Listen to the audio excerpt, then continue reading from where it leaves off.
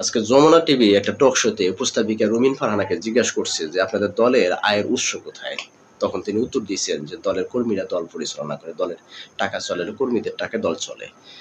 তো আমরা যতটুকু জানি যে প্রত্যেকটা বছর নির্বাচন কমিশনে প্রত্যেকটা দলের একটা হিসাব নিকাশ, আয় ব্যয়ের একটা হিসাব নিকাশ দিতে হয়। তো এবছরও বিএনপি তার আয় ব্যয়ের হিসাব দিতে গিয়া বিএনপি মানে লম্বা একটা মোটা অঙ্কের একটা অ্যামাউন্ট দেখাইছে। তাদের আয়ের উৎস 15 কোটি টাকা সামথিং দেখাইছে এবং ব্যয়ের উৎস দেখাইছে, ব্যয়ের হিসাব দেখাইছে 4 কোটি টাকা, 4 কোটি সামথিং।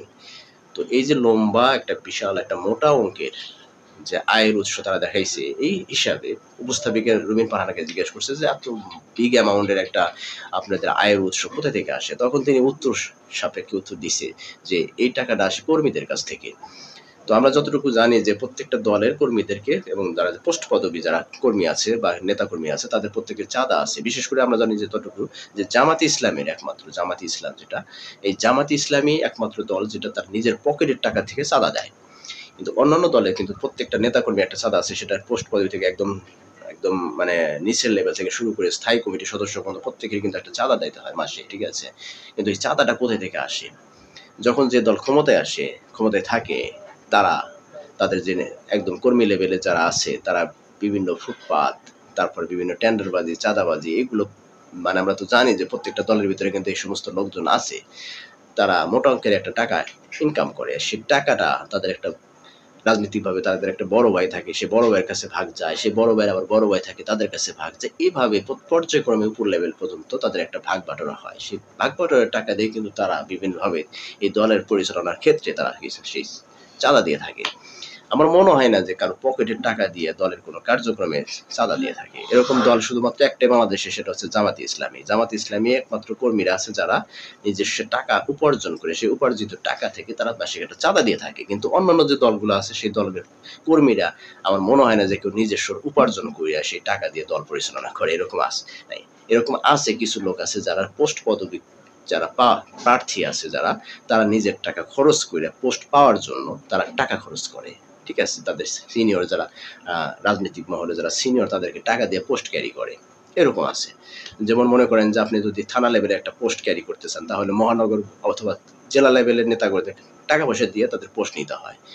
এই ক্ষেত্রে তাদের নিজস্ব পকেটে টাকা দিতে হয়, কারণ এখানে একটা ইনভেস্ট করতে হয়। ইনভেস্ট করার পরে তাদের একটা উপার্জনের ব্যবস্থা হয়। এটাই তো সিস্টেম।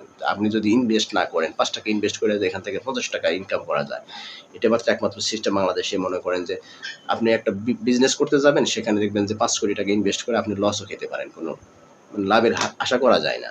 কিন্তু এই মাত্র একমাত্র মানে সিস্টেম যে বাংলাদেশের রাজনীতির ক্ষেত্রে আপনি যদি ৫ টাকা ইনভেস্ট করেন সেখান থেকে আপনি ৫০ টাকা উপার্জন করতে পারবেন। অর্থাৎ ৫ কোটি টাকা যদি আপনি খরচ করতে পারেন তাহলে দেখবেন ৫০০ কোটি টাকার আপনি মালিক হয়ে যাবেন। এটা স্বাভাবিক। বাংলাদেশের রাজনীতির প্রেক্ষাপটে কিন্তু এটা একদম চিরন্তন সত্য একটা ঘটনা বা সত্য একটা কাহিনী। আপনারা সবাই জানেন বাংলাদেশের একমাত্র সবচেয়ে সফল ব্যবসা হচ্ছে রাজনীতি ব্যবসা। এই ব্যবসার উপর কোনো ব্যবসা হয় না। তো এই জন্য বাংলাদেশের যত বড় বড় শিল্পপতি আছে বর্তমানে তাদের ব্যবসা বাণিজ্য ছেড়ে দিয়ে তারা এখন রাজনীতির ব্যবসা শুরু করে দিছে। এটা আমরা সবাই কম বেশি জানি। তো যে কথাটা রবীন ফারহানা বলছিল যে দলের টাকায় দলের কর্মীর টাকা দিয়ে দল চলে। হ্যাঁ, এটা সত্য কথা। কর্মীর টাকা দিয়ে দল চলে। কিন্তু কর্মীরা টাকা পায় কিভাবে? তারা এভাবেই পায়, যারা বিভিন্ন ফুটপাত দখলবাজি, এগুলো টেন্ডারবাজি, এগুলো কইরা উপার্জন করে সেই টাকাটা দলের নেতাকর্মীদের মধ্যে ভাগ বাটোয়ারা করতে, করতে একটা পর্যায়ে তাদের কাছ থেকে যখন একটা দল মানে মাসোয়ারা একটা চাঁদা দিয়ে, যে চাঁদা ধরার থাকে সেই চাঁদা হিসেবে তারা চাঁদা দিয়ে থাকে। কিন্তু কারণ টাকা পকেট থেকে যে দেয় নিজস্ব উপার্জনের টাকা, আমার মনে হয় একমাত্র দল মানে জামাত ছাড়া আর কোনো দল এরকম নেই বাংলাদেশে। আওয়ামী লীগ বলেন, বিএনপি বলেন, জাতীয় পার্টি বলেন বা অন্যান্য যে কোনো দল বলেন, কারণ প্রত্যেকের চাঁদা আছে মাসে, কি সেই চাঁদাটা আসলে আমার মনে হয় যে কারণ পকেট থেকে দেয়, দুই একজন হয়তো দিতে পারে, বাকিটা মনে করেন যে সবাই এরকম বিভিন্নভাবে দান্দা ফান্দা করে ফিকির করে এরকম মনে করেন টাকাটা দিয়ে থাকে। এটাই হচ্ছে বাংলাদেশের রাজনীতির সিস্টেম। তো রুমিন ফারহান যে কথাটা বলছে, কথাটা আসলে মিথ্যা বলে না, সত্য কথা বলছে যে দলের টাকা, দল চলে কর্মীর টাকায়, কর্মীর টাকায় চলে, কিন্তু কর্মী টাকাটা এইভাবে উপার্জন করে। এছাড়া আর কোনো দান্দা ফান্দা নাই, ঠিক আছে? এটাই দান্দা ফিকির করে যে টাকাটা উপার্জন করে সেই টাকা দিয়েই মনে করেন দল পরিচালনা করে। তো আসলে দলের বিগ অ্যামাউন্ট এটা আসলে একটা, আমরা জানি প্রত্যেকটা ব্যবসা প্রতিষ্ঠান, সব ব্যবসা প্রতিষ্ঠানের একটা মাসিক বাৎসরিক একটা হিসাব নিকাশ দিতে হয়। সেটা আপনি নির্বাচন কমিশনে যেমন রাজনৈতিক দলগুলো দিয়ে থাকে, এবং আর যেমন ট্যাক্স অফিসে যেমন যারা বিজনেস করে থাকে তাদেরকে ট্যাক্স দিতে হয়, ট্যাক্স অফিসে তাদের হিসাব নিকাশ দিতে হয়, ব্যাটের হিসাবে দিতে হয়। এরকম প্রত্যেকটা সেক্টর, প্রত্যেকটা প্রতিষ্ঠানে একটা হিসাব নিকাশ দিতে হয়। রাজনৈতিক একটা দলের হিসাব নিকাশ দিতে হয় তাদের নির্বাচন কমিশনে। তো নির্বাচন কমিশনে এরকম হিসাব যখন দেয় তারা তখন আয় ব্যয়ের উৎসগুলো তারা তুলে ধরে এভাবে।